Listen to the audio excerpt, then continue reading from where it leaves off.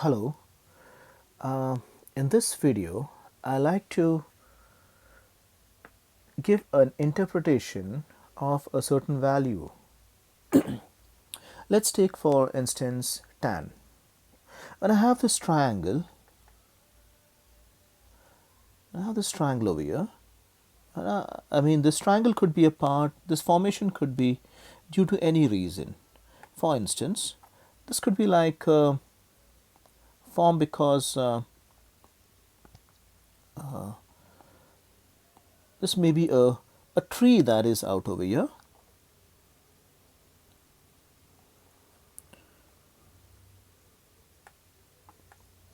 And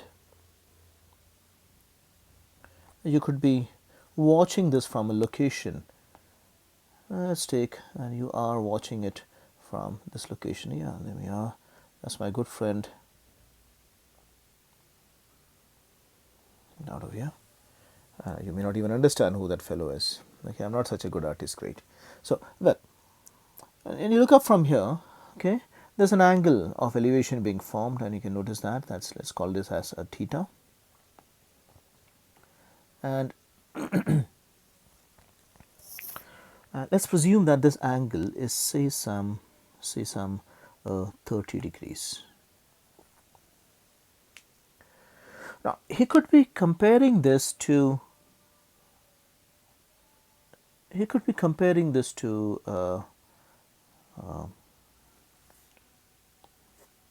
let's see that you are comparing this to the ground. This is my ground over here.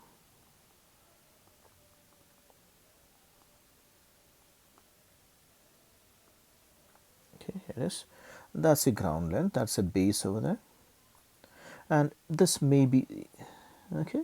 So now, what does this mean? Let's say that I wish to compare the tan of the angle over here, the tan of the angle 30 degrees. Okay, because we know that tan compares the opposite to the base. So if this is say the opposite is say a by length and the base is say b by length, so this is supposed to be a upon b. Now I want you to take your calculators out and check the value of tan 30 and make a note on that. I hope you're back. So if it's tan 30 is supposed to be 0.58 approximately in two significant figures, and this 0.58 is a over b. Now what does it really mean by saying that 0.5 tan 30 is 0.58, and does it change with different sizes and different structures? That's something that we have to understand. Let's see the interpretation out over here. The 0.58 says that if A is the opposite side and B is the base, it will mean that the opposite side over here is 58%.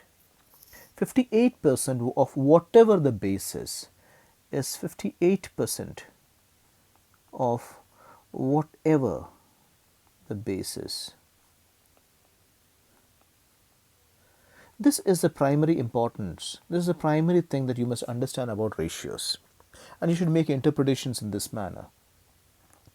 Let's presume in the same way. So it means that if it's 58%, means my diagram would actually be wrong, and 58% would mean that this is close to 50% of the length. And if I were to remake this diagram for you, and let's take it that this is the base, and this is 1 2 3 4 5 pieces. If you see 1 2 3 4 5 blocks over there, 58% would mean approximately half and a little bit more.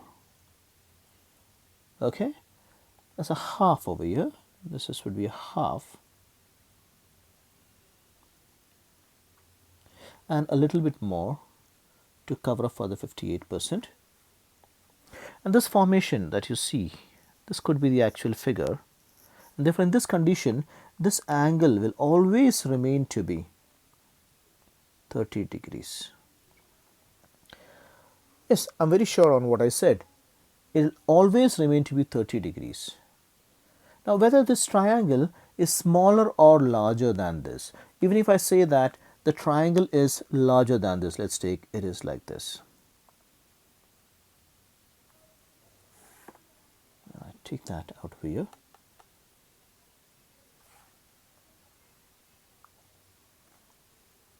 This still means that the opposite side over here, the opposite side that we just spoke about, and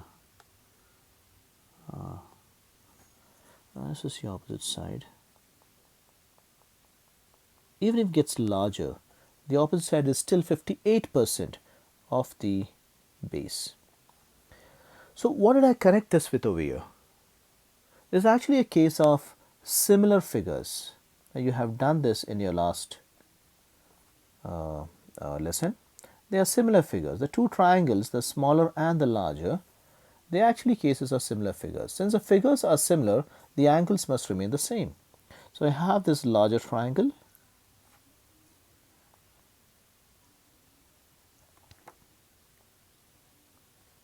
Yeah. And I have this smaller triangle.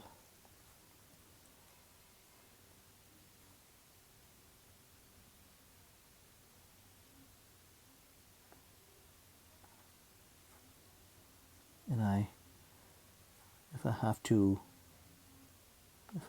just cut this out, you'll notice that the triangles are similar. Therefore, the angles must match up. Getting it? Similar figures. So whatever the size, even if you're talking about a tree that I showed, or in other words, if you got a tower, even if it's a tree or a tower, it does not matter. The tan of the angle remains the same. And so is the case for sine as well. Sine, cos or tan. Their ratios, and the interpretation still remains to be that it is a certain percentage of the other side being compared.